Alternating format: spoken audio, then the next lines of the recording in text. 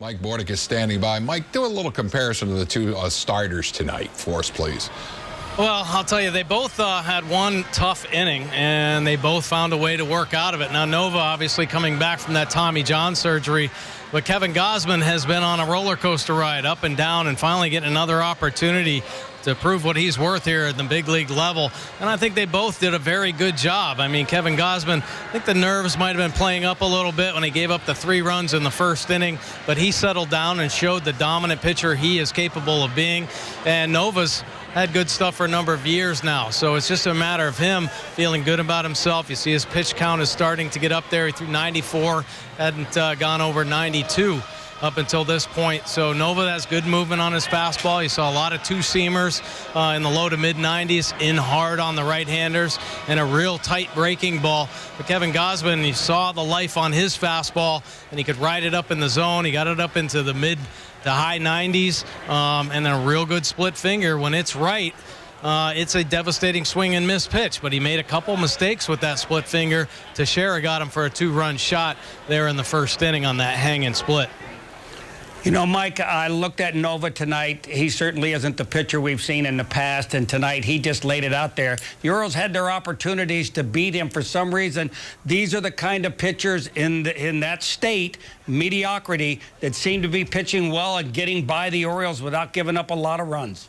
Yeah, you know, if a pitcher has pretty good off-speed pitch, it seems like when they have success, they go to that a lot more than they do against other teams. And tonight his breaking ball played up a little bit more. He was riding that 2-seam fastball, but breaking ball played up well for Nova in this ball game, and it kept the hitters off balance, and he was able to run it hard in on the righties with the fastball. So it's just about keeping the big hitters off balance. He was able to do that. Yeah, the Orioles had a couple opportunities right after they had that nice inning with Ryan Flaherty hitting the 2-run home run.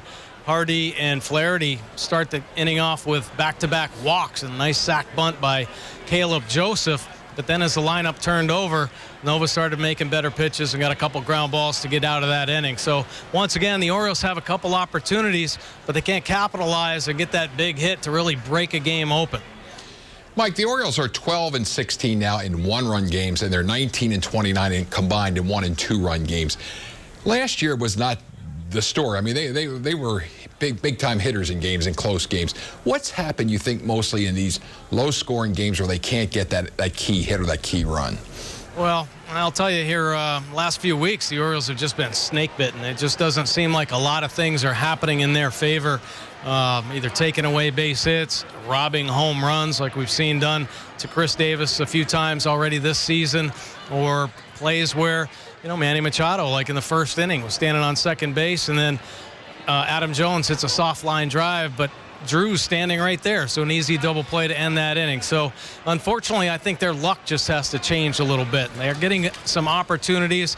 They haven't been as potent an offense late in the ball game, I think, as we had seen them in the past. A couple years when they were so successful, 7, 8, and 9.